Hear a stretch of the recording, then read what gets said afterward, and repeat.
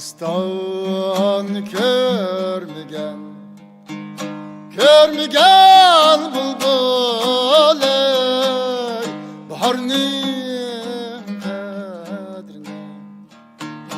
kadrini bilmese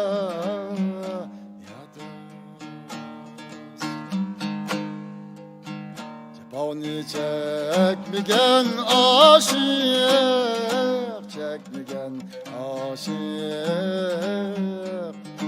Ağabanın kadrini vay bilmez Asminim de aybamı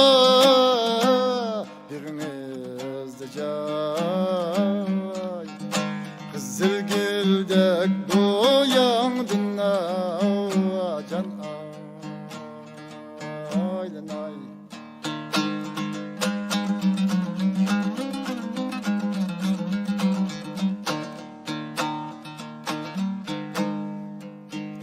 İkiz asmanda altır yok ey kader yada altır yok yada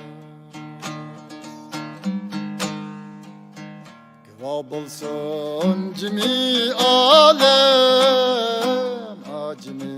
alem Asinin din başka yarim yok Asminim de aybamı biriniz de cay Kızılgüldek boyandın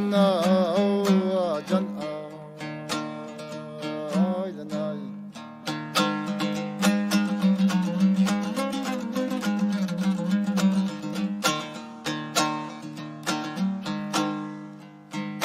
Yarım sen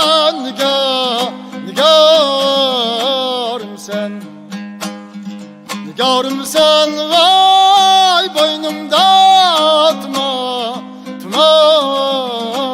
sen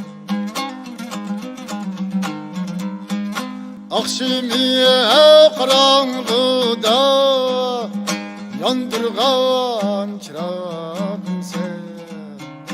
Yandırgan çırağım sen Analık bak gül saçtın Bak ben çağ açtım Bak ben çağ açtım Asminim de aybamı